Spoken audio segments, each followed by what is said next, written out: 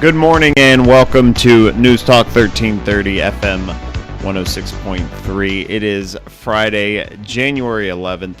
Thank you for joining us. It's a cold morning. It was a little chilly this morning, and if you're joining us through the radio, again, FM 106.3 or AM 1330, but you can also join us through the TuneIn app or on Facebook Live. We are on Facebook Live today. We got to get the Hampson mug of District 68, Georgia House of Representative Jay Collins. How are you doing today? Hey, I'm doing good. Cold morning here in Carroll. Oh man, it is. It's a cold one, and but we're staying a little warm in the studio. We kind of have a reputation in the studio of being a very cold place. So I turned up the heat just a crank today. But we have a lot to go over. The legislative session for Georgia is starting Monday. Right. We're going to have a new governor Monday. We're going to have a governor leaving Monday. So a lot of things are happening next week for the state of Georgia. And luckily we have one of our representatives. District 68, where exactly does that cover? It covers the greatest place on the face of the earth, which is Temple, Villa Rica, catches the Fairfield community, and goes down to the southern Douglas County portion of the district. Gotcha. So you are my House of Representatives. Yes, sir. You're my rep. Yes, sir. Because I live in Villa Rica. Well, thanks for doing your job and representing me. We're going to be talking. First off, Governor-elect Brian Kemp is stopping by in Carroll County today. I'm planning to attend. I'm sure you might stop by there at 11:30. What are your thoughts on the first couple of months once Brian Kemp is inaugurated on Monday? What is his first actions going to be, you think? Well, I think anybody that knows Governor-elect Kemp knows that he's probably one of the most hardworking individuals in public service. So I'm sure he's going to hit the ground running, working with the Senate, working with the House, and I look forward to working with him to make Georgia a better place. He's got some big shoes to fill. I think Governor Deal leaves a lasting legacy for generations to come with some of the things that he was able to accomplish. I'm looking forward to working with Governor-elect Kemp. He's a small business owner, and his heart's in the right place. If you talk to him, a lot of the issues that he wants to focus on will improve the quality of life for folks in House District 68 and all the Georgians. So what do you think is first on his agenda when he gets into the office? What are some of his big tenets of his campaign that can go into effect pretty quickly? Well, I think coming out of the Secretary of State's office and being a small business owner, he's going to focus a lot on loosening up some regulations where you've got some things that could change to help small business in Georgia. So I probably see some of that type of legislation coming around. Because as Secretary of State, he had to deal with all the business licensing and all that, so he's very familiar with that. And I also think that voting is going to be a big issue. Getting new voting machines and changing some of the things that we see as issues with the voting in Georgia. I think that's going to be one of those top priorities for his administration. And good thing that you bring that up. 2019 legislative session will start Monday, and you said the voting machines could be a big thing that is discussed during that. Now, take us in that situation. Right now, we have only electronic voting machines. What are we going to kind of move towards, in your opinion? I think you're going to obviously see a newer machine because that, I think about how old the voting machines are. It's like 17 years old. And how many different cell phones I have had because technology becomes outdated, and how many desktops I've had in those number of years. So, I'm not necessarily against going to some type of paper trail. I think that's going to be very important because regardless of where the technology goes, you always have that ability for people to hack in for viruses, those kind of things. So I think having a paper trail would be very important in moving forward. In a paper trail, would you mean that it would be an electronic machine that would give you a receipt at the end, or go back to you literally punch holes in it? I don't think you want to go that far back where you punch and you have the situation of a dangling Chad. But I think if you do have a way to have a paper trail with that electronic vote that's cast, I think that would be very important. Because then people can go and reconfirm votes, and it is not as susceptible to the hacking. And these types of pieces of legislation, I mean, this has been discussed for a long time, and quite frankly, it should have been done several years ago. But things like this move slow, and so there have been a lot of legislators who have come before me who are no longer there, and some new folks that have come in to support those who were championing this issue. So I think you're going to see the first part of the session. We'll talk about that a considerable amount. And what are some of the other bills that we can expect to see on the floor of the legislature in 2019? Well, I think that's yet to be seen. You've got a lot of people that are pre-filing legislation, and so after about the first 7 or 8 days, you'll have committee meetings that'll start, and so we get off to a slow start, and it has to be a slow start because you have to have the bills read on the floor of both chambers, and they have to be assigned to committees, and you have to have committee meetings, and have to have the process and the vetting of those bills. You have subcommittees that some bills will start out in and then go to full committee, so it takes some time once we gavel in on Monday for the process to really open up, if you will. And take shape of what's going to be the main issues. Right. Yeah, and you mentioned pre-filing. Senator Mike Dugan was on a couple of weeks ago, and he basically said pre-filing was a publicity stunt. That's right. Because you have to refile immediately when That's right. the legislative session starts. So And while we're talking about that, I'm very excited for us out here in West Georgia for Senator Dugan. He was elected to be the majority leader of the Senate, and I supported him when he ran. He's my senator, so I think that's very important for our region, for our county, for the district, for his constituents, my constituents. That he's in a leadership position over there in the Senate. I think that'll pay dividends for us out here in West Georgia. And I know I've seen you a lot of government meetings and a lot of meetings just in general, and you've credited Mike Dugan a lot with helping you out in your Right. first couple of terms. Yes, he's been very helpful to me, and it was nice to see a hometown face, if you will, over there at the Capitol, especially those first few days. But I'm very fortunate for his friendship, and Mike Dugan's just a good man. If he wasn't in politics, he's the kind of guy you can be friends with, and he makes our community a better place. Absolutely, and we are going to get into some more details of what we're probably going to see, some issues that are going to be addressed during the legislative session, as well as talk about an issue that's a little bit more local in Villa Rica and Temple, and some problems that they had to deal with train stoppages that you definitely had an impact on. We're going to be back in just a little bit, but we're first going to go take a break and hear a message from our sponsor, Tanner Health System. At Tanner, we're advancing health throughout West Georgia and East Alabama because we know that exceptional care isn't based on how many patients we serve, but how well we serve them. That's why we're focused on quality, delivering the best possible care for our patients. It's why we're expanding our clinical services and building new facilities to serve our growing community. And it's why we're looking beyond our hospitals and medical practices to develop sustainable wellness and preventive health programs in our region. What makes a hospital great has changed. It's not how many beds we have. It's how well we care for the neighbors who need them. Delivering the right care to every patient, every time, is how Tanner is advancing health with medicine beyond measure. Learn more at tanner.org or find a physician on our medical staff by calling 770-214-CARE.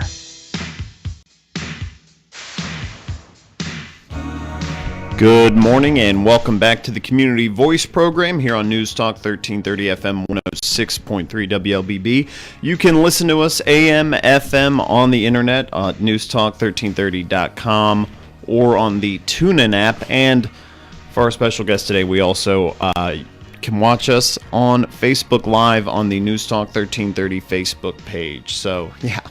Waving to the cameras. You can come and actually see us discuss and see our handsome mugs on your computer screen.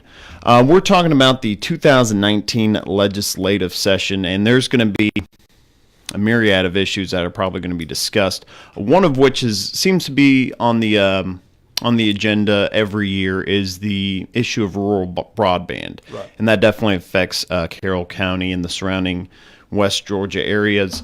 What are some of the updates that we can expect to see during 2019?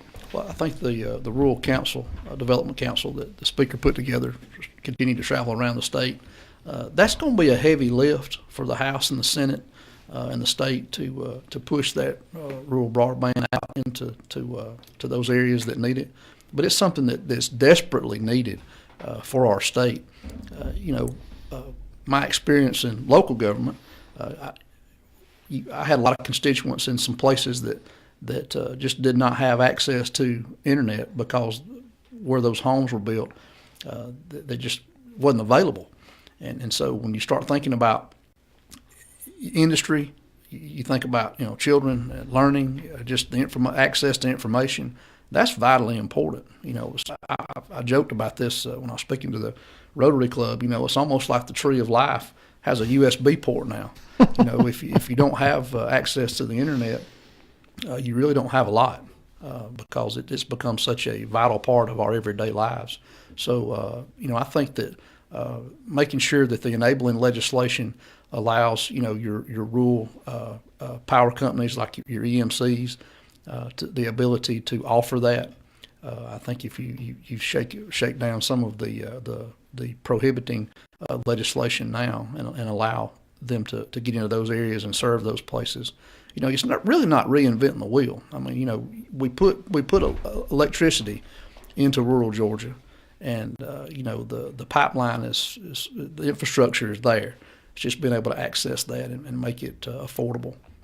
It's kind of crazy. EMCs electrified the South about 100 years ago, right, roughly, and now they're trying to connect the South, I guess. That's right. Through internet.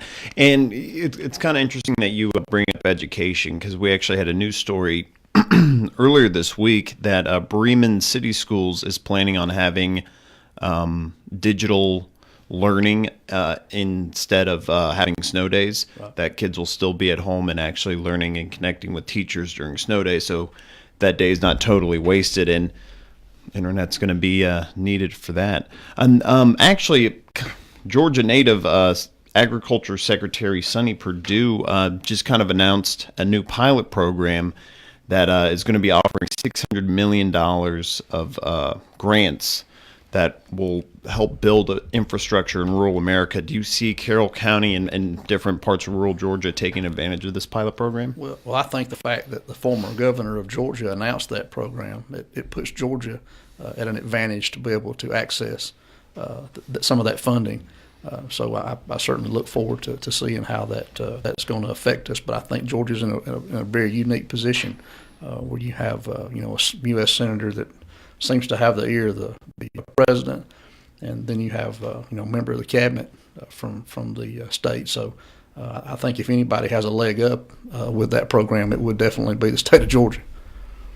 Yeah, I can imagine that we won't know about exact funding from that program for a while because it was just announced in December. But that's still very interesting, and it's good to see people from Georgia taking care of the South and taking care of the rural community. Some other things that we can expect to see in the 2019 legislative session. We kind of joked off air right before the show started that the bare minimum job of any legislator is to pass a budget. That's right. And last year, the Georgia legislative branch passed a budget that fully funded education according to the QBE. Right. Can we expect that in 2019? I don't see why it wouldn't be something that would be funded. I mean, we've got more money now put back in the rainy day fund. Revenue projections have been up over what they were forecasted. So I don't see why that would be something that the legislature couldn't fund. I always had this approach of if you don't start something, you don't have to worry about stopping it. And now that we've started that, we have to continue that. That was something that we should have done as a legislative body long before I got to the legislature. And I think that your local government, your school board, really appreciates that, and it's something that needs to be done and should be done. Quite frankly, I don't see any reason why we shouldn't do it. And I mean, it was the first time, I believe, in like 15 years that it was since its inception. Funded? I mean, there were some folks that said that it was done one time, but I mean, I think it was pretty much sold as this is the first time, and the majority of the people agreed in that field of education that this was the first time that it had been funded. Mm-hmm. And speaking on education, one of the platforms for Governor Kemp or Governor-elect Kemp was that there would maybe some raises for teachers. Will that be discussed? I think so. That was one of the things that he had talked about, and I think everybody understands that education is vitally important to the future of our state. My mother was an educator. A lot of folks that had a lasting impact on my life have been educators, and they do a tough job, and their job is like everyone else's job, whether it be public safety or education. It's getting harder and harder to find qualified people who have a passion for that field, and we need to reward those. And RFRA seems to be always on the agenda every year. Last year, I don't think it got through the Senate or the House. I can't exactly remember the Assembly. And it's been rejected and vetoed by Governor Deal in the past. What is the state of RFRA going forward in 2019? I understand that Governor Kemp had said that he would sign some legislation. I don't know if there's going to be enough support in both chambers to pass that on to him. I think a lot of folks are like me. They see it as a more divisive issue. I'm committed to supporting legislation that makes us a better community, that helps our young people, that helps our business and helps our industry. And I'm not sure exactly what form. There have been a lot of forms of that legislation that have come forward, but before I would commit to supporting anything, I want to see what the exact feel and look of the legislation is. I think if you get away too much from what the federal legislation that passed back in, I think in the 90s, I wouldn't want to see anything that would get much further away from that form. So more likely than not, it would just be mirroring the federal language on a state level. Yes, and I don't know in this day and time. I don't know that the climate is there for even that piece of legislation to pass. But it will definitely. I look forward to that debate. That'll be a very spirited debate, and I look forward to that. And I think we need more debate, especially on the floor. There you go, spirited debate. Is that the best part of the job? That's the best part of the job. That sounds pretty fun. I might have to stop by and watch it. Well, if you stick to the issues and leave the personalities out of it, I think that's what we're missing in all levels of government. Is you and I can adamantly disagree about a position, and then we should be able to leave here and go down there and have a hamburger and talk about life and go to a ball game or enjoy the friendship. But a lot of issues are polarizing, and people can't get past that. It seems like 50, 60 years ago, Republicans, Democrats could, as you said, go enjoy a hamburger after getting done legislating. Nowadays, I don't know if that's possible. That's unfortunate. It is. We're going to discuss a couple more things that are going to be a little bit more localized, as we talked about earlier, Villa Rica train situation, as well as I believe that the Coweta Judicial Circuit is requesting for a split, so we might dive into that topic here in the next segment. But we're going to take a quick break and hear from our sponsor, Tanner Health System. You're listening to News Talk 1330, FM 106.3. At Tanner, we're advancing health throughout West Georgia and East Alabama. Because we know that exceptional care isn't based on how many patients we serve, but how well we serve them. That's why we're focused on quality, delivering the best possible care for our patients. It's why we're expanding our clinical services and building new facilities to serve our growing community. And it's why we're looking beyond our hospitals and medical practices to develop sustainable wellness and preventive health programs in our region. What makes a hospital great has changed. It's not how many beds we have. It's how well we care for the neighbors who need them. Delivering the right care to every patient, every time, is how Tanner is advancing health with medicine beyond measure. Learn more at tanner.org or find a physician on our medical staff by calling 770-214-CARE.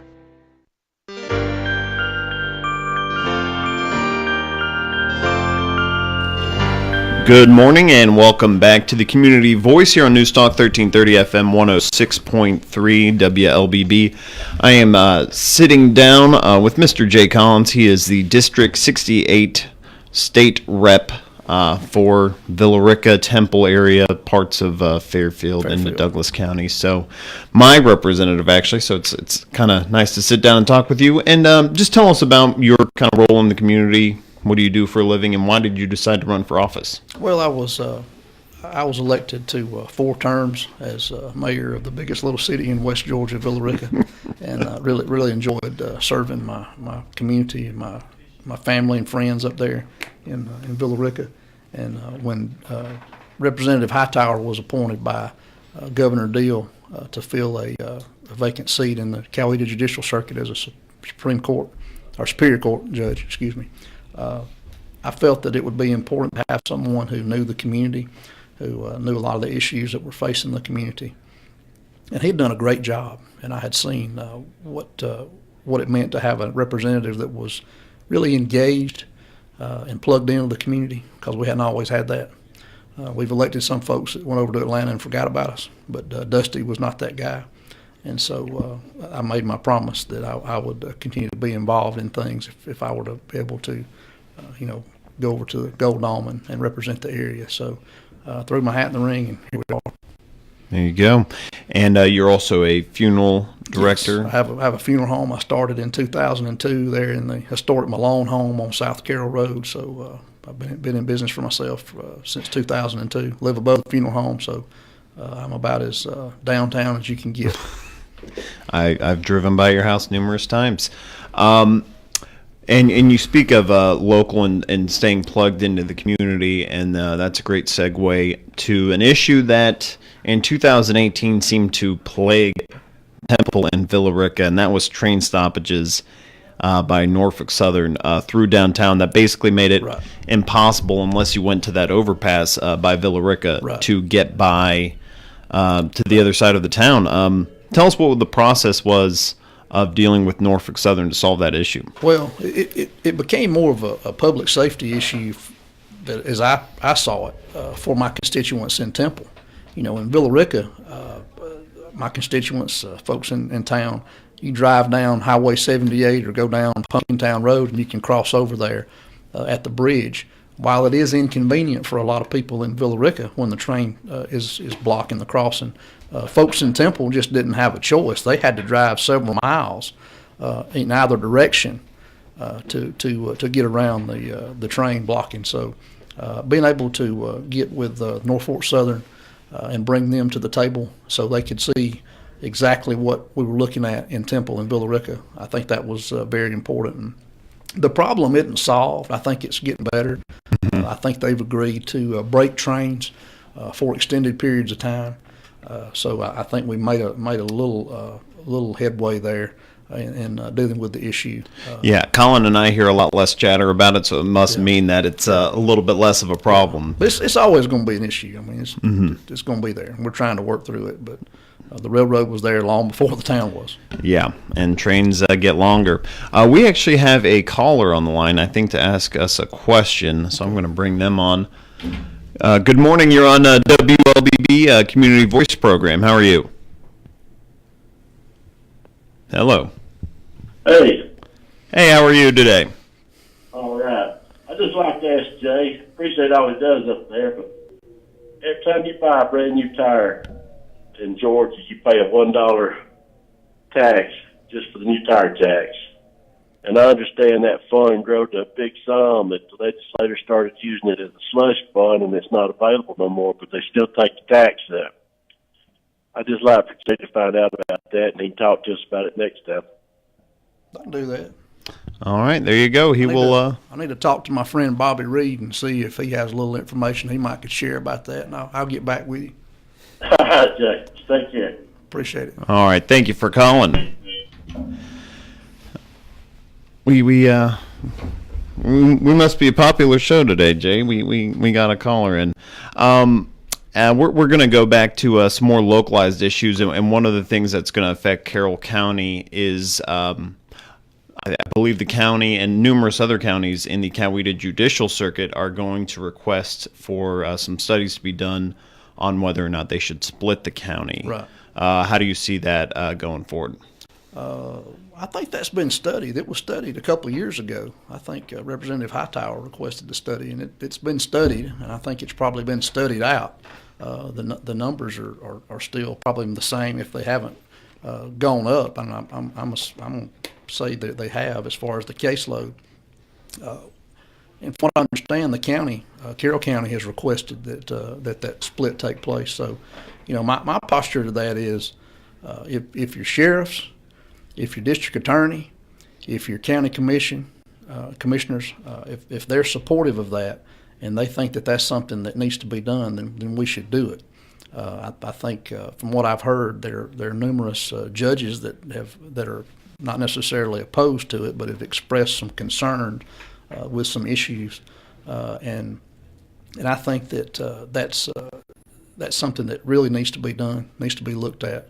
I'm not driving that bus. I'm just going to respond to the request of those who are in local government, those entities I've spoke of. So if your sheriff wants it, if your commissioner wants it, if your DA wants it, then that's something I think that we should move forward with. And I look forward to working with those individuals to see that happen. And the circuit is so large, and and I just see it as this: is when the circuit was first put together, the population of that circuit was very low, and as growth has happened over the last 50, 75 years, that there's just no reason for the circuit to be as large as it is. Yeah, Noonan has exploded, Carrollton, Villa Rica have exploded, gotten a lot bigger, and it's, I believe, the fourth biggest. Right. And the only ones that are bigger are Cobb, Gwinnett, DeKalb, and Fulton. So Atlanta. And the real issue I have there is just the fact that justice delayed is justice denied. And if the system is backing up and people are in jail and not getting to trial, in a timely manner, that's just not right. And just kind of going back to some things that we're going to see during this 2019 legislative session. One of them is when it comes to healthcare, it's called certificate of need, and it's not a issue that's talked about a ton. Right. Can you kind of tell us what certificate of need is, and what are the chances of it passing in the state of Georgia? I think that when you talk about certificate of need and the hoops and hurdles that healthcare has to jump through and prove that there is a need for that particular hospital, for that clinic, that building, those services. I think that there's some areas in that legislation where we can break down barriers where certificate of need is prohibiting health care from reaching those folks in rural Georgia. I think you probably have to look at it more of a geographically. You take hospitals that have spent millions of dollars and they went through the certificate of need process, and then for the state to just do away with that and allow the market to be flooded, I think that would not be fair. But I think that the legislation that I would probably be able to support would be in areas where the certificate of need legislation is prohibiting health care from going into a certain market and allowing folks access to health care. I think that's some things you're going to see probably take place in the next legislative session. And we have about a minute left in the program. Anything else you want to inform your constituents on? Well, I'm working for you down there in the Capitol. Come over. If there's a hot button topic that's affecting you, take a little time and come over and be a part of the process. Committee meetings are open.